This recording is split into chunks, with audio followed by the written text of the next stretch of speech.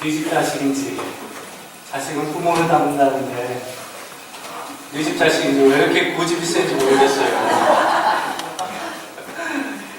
오늘은 어린이 주일입니다. 그래서 특별히 어린이에 관한 이야기를 함께 하려고 합니다. 오늘은 유산에 관한 말씀을 나누려고 합니다. 여러분은 여러분의 자녀에게 무엇을 남겨주고 싶으십니까? 여러분은 여러분의 자녀에게 유산으로 무엇을 주고 싶으십니까? 얼마 전에 리서치 조사를 봤더니요, 젊은 사람들한테 부모 유산으로 무엇을 받고 싶으냐라고 물었더니 1위가 무엇이었을까요? 예, 돈입니다.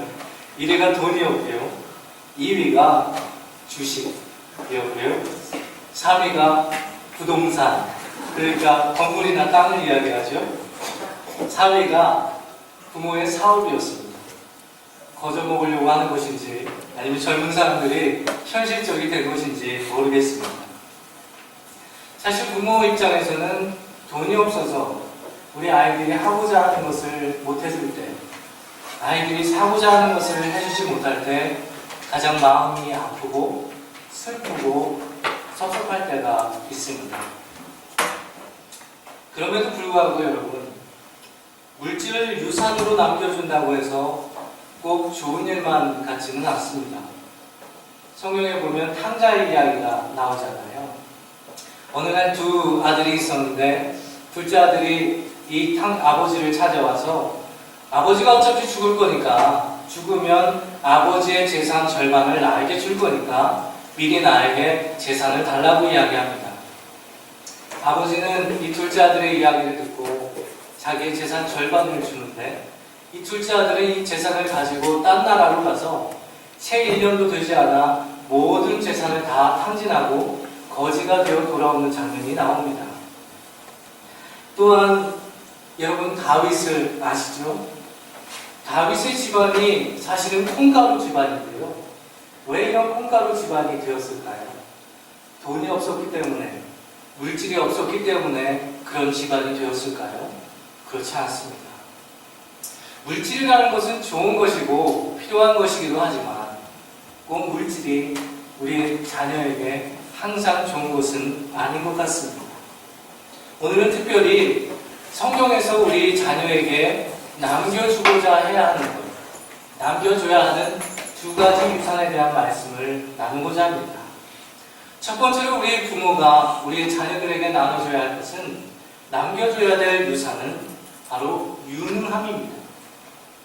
우리가 유능하다 그러면 뭐든지 다 잘하는 사람을 이야기할 때가 있는데요, 사실 성경에서 말하는 유능함이라는 것은 excellence, 어떤 한 부분에 있어서 탁월한 사람을 의미합니다. 자기가 가지고 있는 것, 그것을 가지고 최고의 경지까지 올라가고자 하는 사람, 이러한 사람을 성경에서는 유능하다라고 이야기합니다. 작년에 오바마 대통령이 이 미국도 한국의 교육열을 배워야 한다라는 이야기를 한 적이 있습니다. 이 오바마 대통령이 한국의 현실을 알고 이야기하는 것인지 잘 모르겠습니다. 사실 우리는 교육 현실 때문에 이민을 결심하기도 하고요. 여러분, 사교육비 1위인 나라가 어디입니까? 바로 한국입니다. 왜 그런데 우리는 이렇게 교육에 대해서 신경을 쓰지요? 왜 그렇습니까? 바로 유능한 사람을 만들기 위해서입니다. 유능하기 위해서 노력하는 것을 우리는 세속적인 것이다, 나쁜 것이다 라고 생각할 때가 참 많습니다. 하지만 성경에서는, 또 하나님은 유능한 것을 좋은 것이다 라고 말씀하십니다. 유능한 것은 세속적인 일이 아닙니다. 좋은 일입니다. 유능하면은 아까 이야기한 것처럼 무엇을 우리가 많이 벌 수 있지요? 돈을 벌 수가 있습니다. 왜 갑자기 유진이 얼굴이 환해지는데요? 두 번째로 유능하면은요, 사회에서 대우를 받게 됩니다. 또한 유능한 사람은 친구도 많이 생기게 됩니다. 무엇보다도 유능한 것은 사람만이 할 수 있는 일입니다. 여러분, 동물들이 자기가 발전하기 위해서 애쓰고 수고하긴 하지만 사람만큼 그것을, 자기가 가지고 있는 것을 뛰어넘어서 더 유능해지기 위해서 공부하고 애쓰고 수고하는 존재는 없습니다. 유능한 것은 좋은 일이고 사람만 할 수 있는 일입니다. 그럼에도 불구하고 여러분, 유능한 것은 우리에게 필요함에도 불구하고 유능한 것만으로 살아갈 수 없습니다. 오늘 성경 말씀에 나와 있는 모세 이야기가 나옵니다. 우리가 흔히 모세를 생각할 때 모세는 찌질이라고 생각할 때가 있습니다. 그런데 모세는요, 찌질이가 아닙니다. 모세는 유능한 사람이었습니다. 여러분, 모세가 40세 때까지 이집트 왕실에서 왕자로 자라난 사람입니다. 그 당시 이집트는 세계 최고의 지식과 문명을 가지고 있었습니다. 그런 곳에서 게다가 왕실에서 왕자로 자라났다면 이 모세가 얼마나 훌륭한 사람이었겠습니까? 실제로 모세는 지적으로도 아주 유능한 사람이었습니다. 나중에 이스라엘 백성들을 이끌고 광야로 나가게 되는데, 나중에 성경을 보시면 이 이스라엘 백성들을 위해서 법과 제도를 만드는데, 아주 구체적인 법과 제도를 만드는데 아주 탁월한 능력을 가지고 있었습니다. 또한 이 모세는 신체적으로도 유능한 사람이었습니다.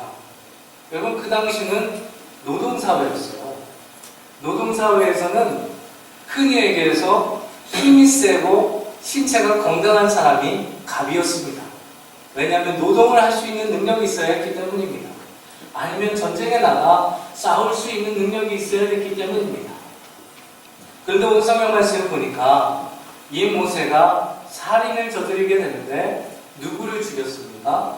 바로 노예를 관리하는 감독관을 죽이게 됩니다.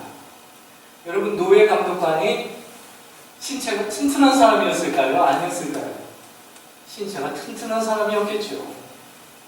이 사람을 죽이게 됩니다. 또한 나중에 도망자가 되어서 미디안 광야로 나가게 되는데, 광야에 나가서도 우물을 가지고 있는 목동들이 다른 사람들은 우물을 못 먹게 하니까 이 목동들을 내쫓고, 그리고 그 우물을 나누어주는 장면이 나옵니다. 모세가 그만큼 신체적으로도 유능한 사람이었다는 말입니다. 이렇게 사회적으로, 지적으로, 또한 신체적으로 유능하면 흔히 얘기해서 자폭에 빠져서, 나르시시즘에 빠져서 살아갈 수도 있을 것 같은데, 이 모세는 심지어 의협심과 동포애도 가지고 있었습니다. 여러분, 이 모세가 왜 살인을 저지르게 됩니까? 어느 날 나가보니까 이 노예를 관리하는 감독관이 이스라엘 백성을 너무너무 학대하는 거예요. 그것을 보고 의협심이 생기고 동포애가 생겨서 이 모세가 이 감독관을 죽이게 됩니다. 심지어는 아까도 이야기한 것처럼 우물을 차지하고 있던 목동들을 내어쫓고 그 지역에 물이 필요한 사람들에게 나눠주는 장면이 나옵니다. 이렇게 모세는 의협심과 또한 유능한 의협심과 또한 동포애도 가지고 있었습니다. 여러분, 모세는 유능한 사람이었습니다. 여러분, 여러분의 자녀를 유능한 자가 되도록, 탁월한 자가 되도록 양육하시고 도우시길 간절히 축원합니다.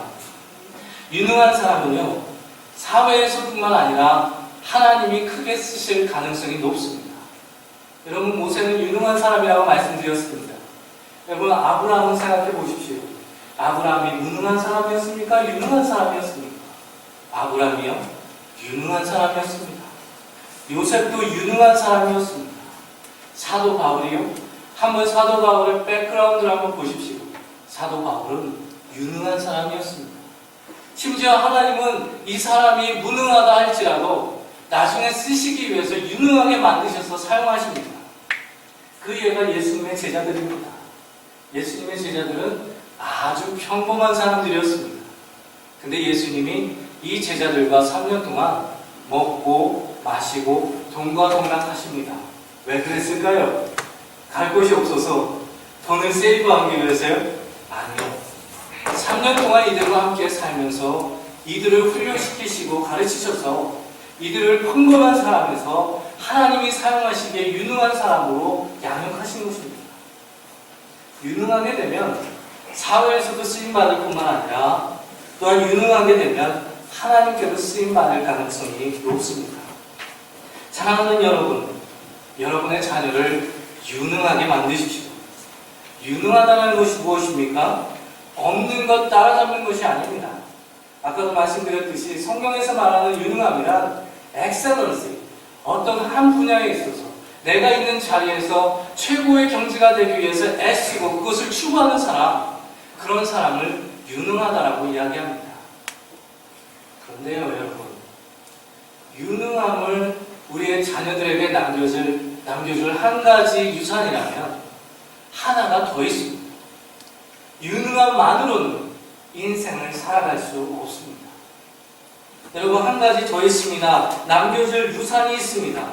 그것은 바로 신실함입니다. 신실함을 남겨주어야 합니다. 하나님께 신실한 자가 되도록 여러분의 자녀를 도와야 합니다. 모세는 유능한 사람이었습니다. 그러나 그의 인생을 뒤돌아보면 그의 유능함 때문에 모세는 철저하게 실패하게 됩니다. 여러분, 하나님이 모세를, 오늘 살인을 저지르는 우리가 성경에 읽은 이 스토리는 모세가 40세 때 일어난 이야기입니다. 하나님이 모세를 40세가 아니라 40년 후인 80세 때, 인생의 황혼기 때 이 모세를 부르시고 사용하신 이유가 무엇이겠습니까? 바로 하나님 앞에 모세가 신실하게 되기까지, 그때까지는 모세가 아무리 유능한 사람이라 할지라도 그때까지는 하나님이 부르시지도 사용하시지도 않으셨습니다. 유능한 모세를 쓰시기보다 유능함을 넘어 신실한 모세를 쓰시기를 원하셨던 것입니다. 유능함이 오히려 모세를 실패하게 합니다. 여러분, 만약에 모세가 유능한 사람을 넘어서 신실한 사람이었다면, 만약 하나님 앞에 신실한 사람이었다면 노예의 감독관을 죽이는 것보다 다른 방법을 사용했을 것입니다. 그것은 분명합니다. 이 모세가 만약에 하나님 앞에 신실한 사람이었다면 자기가 이스라엘을 구원하고자 하는 구원자가 되기보다는 구원자 되시는 하나님의 뜻을 헤아리고 그의 뜻에 순종하고자 했을 것입니다. 그런데 그의 유능함 때문에 모세는 오히려 실패하게 됩니다. 40년 전과 40년 후의 모습을 비교하면 아주 극과 극입니다. 40년 전에는 모세는 이랬습니다. 하나님, 내가 하면 됩니다. 내가 하겠습니다. 주님은 나만 믿으십시오. 그런데 40년 후에는 하나님이 이 모세를 부르셨을 때는 완전히 다른 사람이 되어 있었습니다. 40년 후에는 모세는 이렇게 고백합니다. 하나님, 왜 하필이면 나입니까? 나는 못합니다. 주님이 앞서가시면 제가 따르겠습니다. 완전히 다른 사람이 되어버렸습니다. 모세는 혹시 그가 하나님 앞에 신실한 자로 살아야 했음을 이미 알고 있었어야만 했습니다. 여러분, 모세가 어떻게 태어나고 자라나는지 여러분 혹시 아십니까? 모세가 태어났을 때요, 그 나라의 이집트 전역에 왕의 칙령, 왕의 명령이 내렸습니다. 그 명령은 이것이었습니다. 이제 이집트 안에 이스라엘 사람들이 너무 많아지니까 앞으로 이대로 가면 위협이 될 것 같으니까 지금 태어난 아기와 앞으로 태어날 아기들을 모두 죽이라는 것이었습니다. 그때 이 모세가 태어났습니다. 모세가 태어났는데요, 여러분, 소아과 의사나 산부인과 의사들한테 물어보면 똑같은 이야기를 합니다. 3개월 동안은 이 아이를 숨겨서 지낼 수 있대요. 그때는 울음소리도 별로 크지 않고, 또 그때는 먹는 것도 한정되어 있고 싸는 것도 한정되어 있고요. 그래서 3개월 동안은 숨겨서 살 수 있는데 3개월이 지나면 숨겨서 아이를 키우기가 어렵대요. 성경에 보면 실제로 모세의 어머니가 3개월 동안은 숨기고 있었으나 3개월 후에는 이 모세를 더 이상 숨기며 살아갈 수 없는 것을 깨닫고 이 모세를 강가로 보내는 장면이 나옵니다. 갈대 상자에 넣어서 이 모세를 넣고 그리고 강가로 떠내려 보냅니다. 다시 이야기하면 악어에게 잡아먹히든지 살든지 죽든지 상관없이 모든 것을 하나님에게 맡기고 하나님은 신실하신 분이니까 하나님에게 맡기고 그냥 강가 밑으로 떠내려 보낸 것입니다. 그런데 우연인지 필연인지 이 모세가 공주에게 발견되어서 양자 삼게 되고, 심지어는 이 모세를 키울 유모를 구했는데 우연인지 필연인지 이 모세의 친어머니가 유모가 되어서 이 모세를 키우게 됩니다. 여러분, 모세는 신실하신 하나님이 자기를 구원하고 여기까지 인도하셨으니 자기의 인생도 하나님을 기억하고 하나님 앞에 신실하게 살아야 된다는 사실을 이미 알고 있었어야만 했습니다. 그럼에도 불구하고 이 모세는 하나님 앞에 신실하지 못했습니다. 모세는 유능했을지 모르겠지만 신실하지 못했습니다. 제가 아마 100명을 모아놓고 요즘 사람들 다 솔직하니까 유능한 사람들래 아니면 신실한 사람들래 라고 물어보면 아마 99%는 99명은 유능한 사람들래요 라고 이야기할 것입니다. 실제로 시험 기간이 되면 교회를 나오지 않는 학생들이 참 많습니다. 그 한두 시간 때문에 인생이 뒤바뀔까봐 시험 기간이 되면 예배를 드리지 않습니다. 한국에서는요, 새해가 되면 갑자기 학생 숫자가 줄 때가 있습니다. 그래서 교회 성도님들이나 직분자들에게 장로님, 권사님, 왜 자녀분들이 나오지 않지요? 라고 물어보면 이제 고등학생이잖아요. 대학 준비해야죠. 공부해야죠. 라고 이야기하십니다. 그 얘기를 들으면 그래도 예배는 드려야죠 라고 얘기하고 싶은데, 그렇게 얘기하면 괜히 또 나 때문에 대학 떨어질까 봐 겁나기도 하고요. 또 한편으로는 이분들이 괜히 세상 어떻게 돌아가는지 모르는 철없는 사람처럼 저를 대할까 봐 참 이야기하기가 쉽지가 않습니다. 여러분, 유능한 사람이 돼야 합니다. 그것은 좋은 것입니다. 아까도 이야기했지만 하나님의 뜻은 우리가 유능하게 되는 것입니다. 성경을 한번 살펴볼까요? 잠언 31장 10절에 보면요, 이런 말씀이 있습니다. 누가 유능한 아내를 맡겠느냐? 그 값은 진주보다 더 뛰어나다. 남자만 유능한 게 아니고 여자도 유능한 것이 하나님의 뜻이래요. 그것은 좋은 것이라고 말씀하십니다. 에스겔서 17장 13절에 보면 이런 말씀이 있습니다. 이 나라의 왕족 가운데 한 사람을 택하여 그와 언약을 맺고 그에게 맹세를 시킨 다음에 이 나라의 유능한 사람들을 붙잡아 갔다. 뭡니까? 포로로 붙잡아 가도 아무나 붙잡아 가는 것이 아니라 유능한 사람을 붙잡아 갔대요. 그리고 모세는 이스라엘 사람들 가운데 지도자를 뽑았는데 출애굽기 18장에 보면 1000부장, 100부장, 50부장을 뽑았는데 그 기준은 바로 백성들 가운데 유능한 사람을 뽑았습니다. 디모데후서 3장 17절 말씀을 보면 이런 말씀이 있습니다. 성령은 하나님의 사람을 유능하게 하고 그에게 온갖 선한 일을 하도록 만들기 위해이다. 성경이 왜 필요하다고요? 사람을 유능하게 만들기 위해서 필요하다고 말씀하고 있습니다. 유능하게 되는 것은 좋은 일입니다. 하나님의 뜻입니다. 그러나 한 가지가 더 없이는 이 유능함이 아무 의미가 없습니다. 신실한 자가 되는 것, 유능함 뿐만 아니라 신실함을 우리의 자녀에게 남겨주는 것, 그것이 최고의 유산이고 필요한 유산입니다. 왜 그렇습니까? 바로 예수님께서 굳이 이유를 들자면 예수님께서 자기 자신에 대해서 설명하시고 정리하셨던 이야기를 들으면 정답이 나옵니다. 예수님이 자기 자신을 뭐라고 말씀하셨나요? 나는 곧 길이요 진리요 생명이다 라고 말씀하셨어요. 여러분, 저는 목회가 힘들 때마다, 절망스러울 때마다, 물론 사람이 모인 곳이니까 상처도 받고 또 어느 때는 어처구니 없는 일이 일어날 때도 있어요. 그럴 때마다 캐나다로 오기 전 한 달 동안 만났던 사람들의 이야기를 기억합니다. 그 한 달 동안 우연인지 필연인지 모르겠지만 제가 3명의 사람을 만났습니다. 캐나다 오기 전에 한 달 사이에 만난 사람들, 그리고 그들이 공통되게 한 이야기가 있었습니다. 첫 번째 기억나는 사람은 의학회사를 하고 있는, 애틀란타에서 의학회사를 하고 있는 사업가입니다. 이분은 코리안 어메리칸인데 이분이 에이즈에 도움이 되는 약을 발견해서 무려 67 밀리언 달러, 6,700만 달러를 벌게 되었습니다. 요 새로운 약을 이제 큰 회사에다 판 것이죠.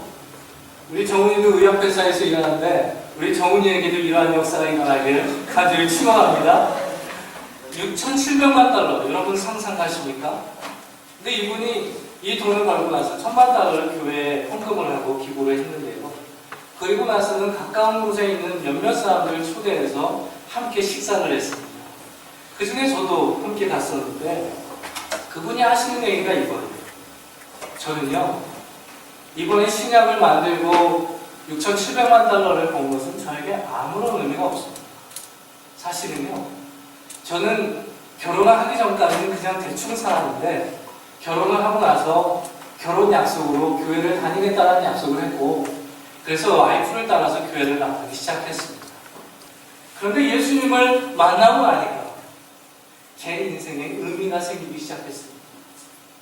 그 전까지는 내가 왜 사는지 모르겠고, 그 전까지는 아무런 의미가 없는 인생이었는데 예수님을 만나고 나니까 이보다 더 좋을 수 없고, 예수님을 알아가고 예수님의 길을 따라 살아가는 것이 내 인생의 가장 큰 행복이요 의미라는 것을 지금도 고백할 수 있습니다 라고 이야기하는 것입니다. 남들이 다 부러워하는 일이 있는데 이분이 고백하는 것은 완전히 다른 이야기였습니다. 또 한 사람이 기억이 납니다. 제가 미국으로 오기 전에 이제 비자 문제로 변호사를 만났습니다. 근데 이분이 한 3차례 정도 만났는데 마지막 3차례 때 만났을 때 제 손을 꼭 잡더니, 목회자시죠? 뭐 프로필이 다 나오니까, 예 맞습니다, 목사입니다 라고 이야기했더니 자기 이야기를 하기 시작하신 거예요. 자기가 장로교 신학대학을 나왔대요. 그리고 목회자의 길을 가기 위해서 신학대학을 유학을 하기 위해서 미국에 처음 왔다고 하는 거예요. 그리고 나서 신학 공부를 하다가 뭐 이거를 하면 별로 좋지도 않을 것 같고 사람들 사는 것도 별로 변하는 것 같지도 않고, 그래서 로우스쿨로 다시 공부를 해서 로우스쿨을 갔대요. 이제 법학대학을 나오고 이분이 그 애틀란타에 있는 연방법원에 카운슬링을 하는 자문위원까지 되신 분이에요. 어떻게 보면 큰 돈도 벌었고 사회적으로도 성공한 변호사가 된 것이죠. 그런데 이분이 저한테 손을 꼭 잡더니 이렇게 말씀하시는 거예요. 목사님은 제발 한 길만 가십시오. 목사님은 제발 사람들이 하나님과 함께 살 수 있도록 꼭 도와주십시오. 저는 제가 변호사가 되고 그러면 돈도 많이 벌고 행복한 인생을 살고 또한 법과 제도를 만들어서 세상을 바꿀 수 있을 줄 알았는데 그렇지 않더라는 거예요. 그러면서 이야기하기에, 목사님, 저는 제 인생에 있어서 가장 중요한 부분을 잃어버리고 살았습니다. 후회스럽습니다. 그러니 목사님, 제발 사람들에게 예수 그리스도와 함께 살도록 도와주십시오 라고 이야기하는 거예요. 남들이 보면 성공하고 부러운 사람인데 이분의 이야기는 완전히 다른 이야기였습니다. 또 한 명이 기억납니다. 이분은 미국 의사인데 제가 그때 발목이 별로 좋지 않았어요. 이 의사분을 만났는데 이분 나이가 그때 64세였습니다. 근데 이제 1년 있으면 은퇴를 준비하고 있는 것이죠. 그러면서 저한테 이렇게 말씀하시는 거예요. 은퇴 후에 뭘 할지 물어봐 달라는 거예요. 그냥 얘기하지. 그래서 제가 물어봤어요. 그랬더니 그분 말씀이, 저는 은퇴 후에 미셔너리, 선교사로 나가려고 준비 중입니다. 자랑스럽게 얘기하시더라고요. 그래서 좋은 일 하시네요 라고 이야기했더니 그분 말씀이, 자기는 의사로서 다른 사람의 생명을 살리고 돕는 일을 하고 있다고 생각했는데 살아보니까 생명을 살리시는 분은 따로 있더라는 것이었습니다. 생명을 살리시는 분, 참 생명을 살릴 수 있는 분은 예수 그리스도밖에 없다는 것을 자기가 깨닫고 준비하고 있다는 것이었습니다. 여러분, 이게 별 이야기가 아닌 것 같지만 한 달 사이에 이런 사람들을 만나면 저한테는 특별한 이야기가 됩니다. 한 달 사이에 이런 사람을 만나고 제가 캐나다를 오게 되었습니다. 하나님께 신실한 자가 되어야 합니다. 하나님께 신실한 자, 예수 그리스도께 신실한 자가 되어야 합니다. 왜입니까? 하나님께 신실할 때 그가 우리의 길이요, 진리요, 생명이 되어주시기 때문입니다. 여러분, 길이 있다고 해서 그냥 갑니까? 아침에 일어나서 딱 문을 열었더니 길이 보여요. 그럼 갑니까? 또 길이 보입니다. 그러면 갑니까? 제가 어렸을 때 큰 집에 갔다가, 그러니까 빅하우스가 아니라 큰아버지 집에 갔다가, 이게 시골에 있는데요. 그 밤사이에 눈이 내려가고, 아침에 문을 딱 열었더니, 한 5cm 정도의 눈이 저렇게 깔려있는 거예요. 그걸 보니까 갑자기 걷고 싶은 거지. 갑자기 일어나고 세수도 안 하고 잠바를 입고 무작정 걸었습니다. 너무너무 아름답고 좋았습니다. 근데 결과는 어떻게 되었을까요? 길을 잃어버렸어요. 밤새도록 다시 집으로 돌아오기 위해서 헤맸는데 돌아오지 못했습니다. 그때 마을 사람들이 저를 찾지 못했다면 아마 저도 이 자리에 없었겠죠? 그랬습니다. 여러분, 길이 있다고 해서 그냥 갑니까? 보인다고 해서 그냥 갑니까? 제가 이곳에 온 지 벌써 거의 1년 가까이 돼요. 시간이 이렇게 빠릅니다. 그냥 이것도 해보고 저길도 가보고 가다가 싫으면 돌아가보고 그러면 되지 라고 이야기할 수 있겠지만, 여기 나이 드신 분들은 아시겠지만 우리의 인생이 그러하기에는 너무나 빠르고 짧습니다. 길이라고 해서 그냥 가는 것이 아닙니다. 제대로 된 길, 참된 길을 갈 때 우리 인생이 복되지고 우리 인생이 의미가 생기는 것입니다. 또한 모든 사람은 진리가 필요합니다. 사실은요, 모든 사람이 다 진리를 갖고 살아요. 그 말은 모든 사람들이 자기 세계관과 가치관을 갖고 살아요. 사실 그렇습니다. 그래서 아무리 얘기하고 아무리 가르치고 설득해도 바뀌지 않는 것들이 있잖아요. 그죠? 그것을 진리라고 이야기할 수 있습니다.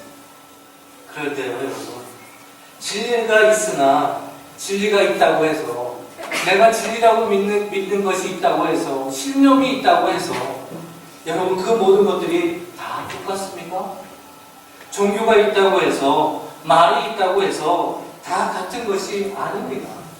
같은 진리라도, 신념이라도 수준이라는 것이 있고 레벨이라는 것이 있습니다. 제대로 된 진리를 믿고 살아가고 그 속에서 인생을 살아가면 우리 인생이 바뀌게 되는 것입니다. 따라서 어떤 진리를 갖느냐에 따라서 우리 인생이 좌우되는 것입니다. 사람은 진리가 필요합니다. 세 번째로 사람은 생명이 필요해요. 여러분, 사람이 살면서 죽은 것 같으나 살아있는 인생이 있고요. 살아있는 것 같으나 죽은 인생이 있어요. 요즘에는 하는지 안 하는지 모르겠지만 한국에서는 이제 먼데이가 되면, 월요일 아침이 되면 학교에서 조회라는 것을 쓰지요. 그러면 학생들이 다 운동장에 모여갖고 이제 조회를 해요. 같이 이제 다 모이는 거예요. 그리고 맨 마지막으로 무엇이 있죠? 교장 선생님의 훈화의 말씀이 있어요. 마지막으로 학생들에게 하고자 하시는 좋은 말씀을 해주시는데, 이 훈화의 말씀이 끝날 것 같으면서도 안 끝나고 끝날 것 같으면서도 안 끝나잖아요. 그러므로 따라서 마지막으로 이러면서 끝나지 않아요. 이 훈화가 끝날 것 같으면서 끝나지 않아요. 드라마를 보면은요, 다른 사람들은 그냥 딱 총알이 피해가기만 해도 그냥 죽는데, 주인공은 총알을 엄청나게 맞고서도 할 말을 끝까지 다 하고 죽잖아요. 끝날 것 같으면서도 끝나지 않고, 죽을 것 같으면서도 죽지 않는 것. 왜 그렇습니까? 예수 믿는 사람들이 그렇습니다. 왜냐하면 예수 그리스도가 생명을 주시기 때문입니다. 시편 23편을 보면 이런 말씀이 있습니다. 사망의 음침한 골짜기를 다닐지라도 내가 해를 입을 것을 두려워하지 않을 것은, 다시 이야기하면 사망의 음침한 골짜기가 피해간다는 얘기가 아니에요. 사망의 골짜기는 거기에 있어요. 더 이상 없다라는 얘기가 아니에요. 거기 있으나 사망에 위치한 골짜기를 다닐지라도 해를 입을 것을 두려워하지 않을 것은 왜입니까? 주께서 나와 함께 하십니다. 이것이 예수 그리스도를 믿는 사람이 하나님 앞에 신실한 사람들이 가는 생명의 힘이요 역사입니다. 하나님께 왜 신실해야 하냐고요? 간단합니다. 주께서 그에게 길이요 진리요 생명을 주시기 때문입니다. 아무 길이나 갈 수 있습니다. 아무 것이나 믿고 싶은 것, 자기가 믿고 싶은 거 믿으며 살아갈 수 있습니다. 생명이요? 까짓 거 맛있는 거 많이 먹고 몸 관리 잘하고 그냥 기쁘게 살아가면 관리할 수 있습니다. 그런데 정말입니까? 아닙니다. 사람에게는 길과 진리와 생명이 필요합니다. 예수님이 내가 바로 진리요 길이요 진리요 생명이라고 말씀하십니다. 신실한 자에게는 그것이 무엇인지 보여주시고 가르쳐 주시겠다고 약속하셨습니다. 여러분 이 약속을 믿으시길 간절히 축원합니다. 여러분이 여러분의 자녀에게 무엇을 남겨주시겠습니까? 하나님께는 신실한 사람이 되게 하는 것, 세상에서는 유능한 사람이 되게 하는 것, 신실함과 유능함, 이것이 하나님께서 우리에게 바라는 우리의 자녀들에게 남겨줄 유산이라고 말씀하십니다. 하나님께 신실한 사람이 되는 것, 세상에서는 유능한 사람이 되도록 돕는 것, 그것이 바로 자녀에게 남겨줄 가장 좋은 유산이요 필요한 유산입니다.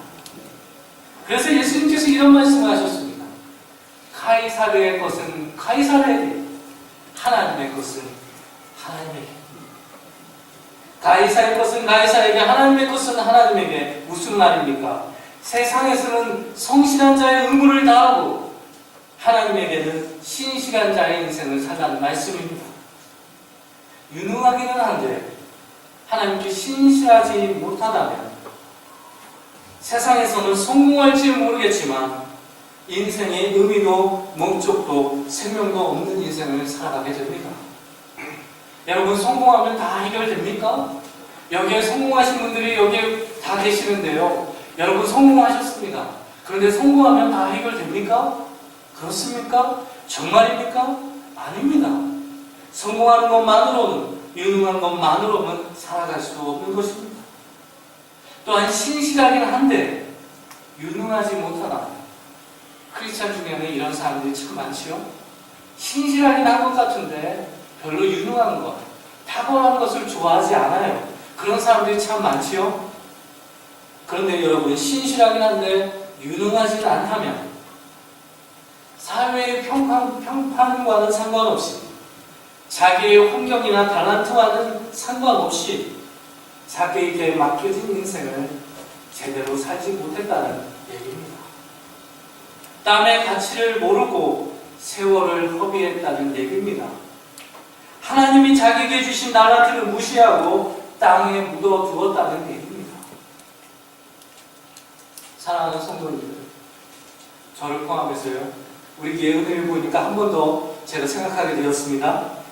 우리의 자녀들에게 무엇을 남겨주시겠습니까? 하나님께는 신실하고 세상에서는 유능한 사람이 되도록 돕는 것, 그것을 사모하며 사는 사람이 되도록 돕는 것이 바로 우리가 해야 할 일입니다. 여기에 있는 젊은 학생들과 청년들, 여러분의 인생의 목표가 무엇입니까? 하나님께는 신실한 사람이 되는 것, 세상에서 유능한 사람이 되는 것이 여러분의 인생의 목표가 되시길 간절히 축원합니다. 그리함으로 하나님의 나라를 이 땅 위에서도 살 뿐만 아니라 그 하나님의 나라를 위해서, 이 교회와 이 세상을 위해서 큰 쓰임을 받는 하나님의 자녀 되시길 간절히 축원합니다. 인생 되시길 축원합니다. 부모 되시길 축원합니다. 또한 우리 모두가 되기를 간절히 축원합니다. 기도하시겠습니다.